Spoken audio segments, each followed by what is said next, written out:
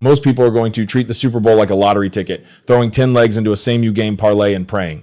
In this video, I'm giving you my 10 favorite Super Bowl props for Seahawks Patriots, with real reasoning behind every play, not just, I like this guy today. We've got alt lines, MVP, long shots, a safety, and even a QB catch prop. Let's get into it. Welcome back to Pushing Props. I'm your host, Blue Steel, and we do this every day for the NBA, NFL, and more. But the Super Bowl is where we slow down and really break down the board. This isn't gambling advice for you to mortgage the house. Bet responsibly, keep your unit size consistent, and if you tail anything, make it a small percentage of your roll. All right, let's start with the quarterbacks. Prop number one, Sam Darnold over 240 passing yards at plus money, plus 113.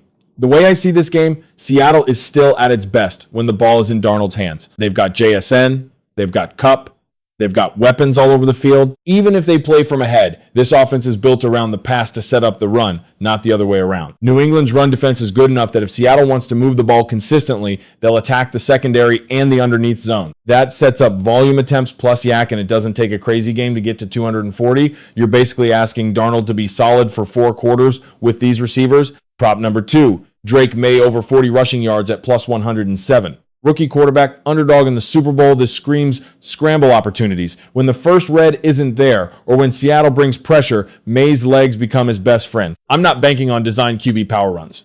I'm thinking 4-6 scrambles, a couple read option keepers, and once he breaks one into the 20-yard range, you're live. In a game script where New England is chasing, he'll have to extend plays, and those broken plays are what get us over 40. Prop number three, Jaxon Smith Njigba over 90 receiving yards, negative 136. This is an alt line, so we're leaning into ceiling, not floor. JSN is the chain mover and matchup beater in this offense.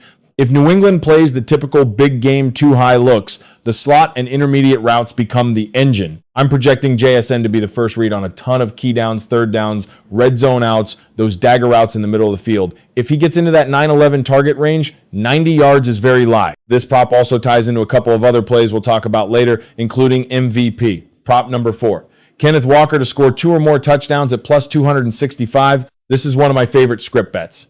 If you believe Seattle wins this game and spends time in the red zone, it's not crazy to imagine Walker punching in 2 scores. 1 early, 1 to put the game away. You're not betting on volume between the 20 seconds here. You're betting on roll. Goal line and inside wide, the 1-5 usage plus any busted long run gives him multiple paths to 2 touchdowns. It's a shorter number than a lottery ticket, but still juicy enough to sprinkle. Prop number 5. Kupp over 3.5 receptions at plus 134. Think of Kupp as the veteran safety valve in this offense. You don't need a massive game from him to cash this. You need 4 catches. That can be scripted touches, option routes, or those little glance routes that keep Seattle ahead of the chains. In big games, quarterbacks lean on the guys they trust to be in the right spot. Even if JSN is the explosive piece, Kupp can quietly rack up 4-6 catches on modest yardage and still get us home on this number. Plus, money for a guy with his route tree is very playable. Prop number 6, game total over 45.5, negative 115. If you listen to the props, I've already given Darnold's passing yards over,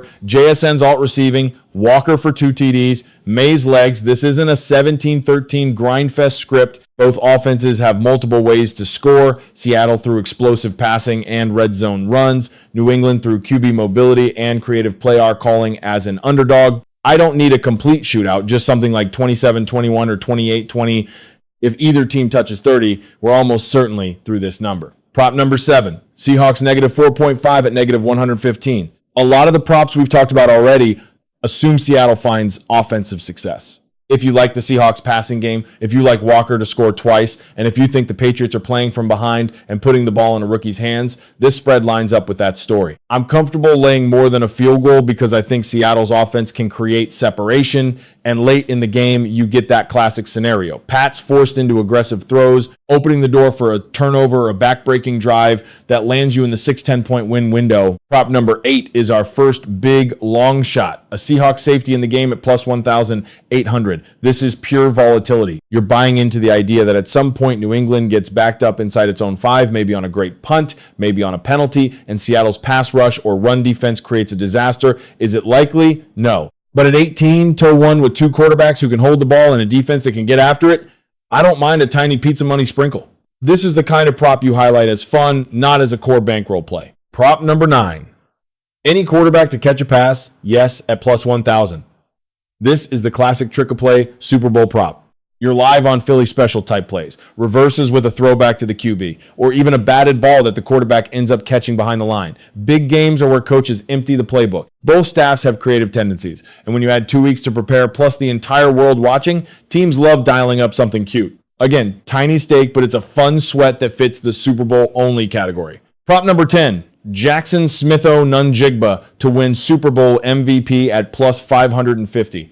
This is where everything we've said about JSN comes together. If Seattle wins and Darnold spreads the ball around enough that his stat line looks good, not insane, there's a real path for a receiver to steal MVP, especially if JSN posts a monster line to go with it. Imagine a game where JSN goes 10 catches for 130 yards and a touchdown or two, including key third down conversions. Those are the types of performances that swing MVP votes, particularly in a season where he's already viewed as the breakout star of this offense.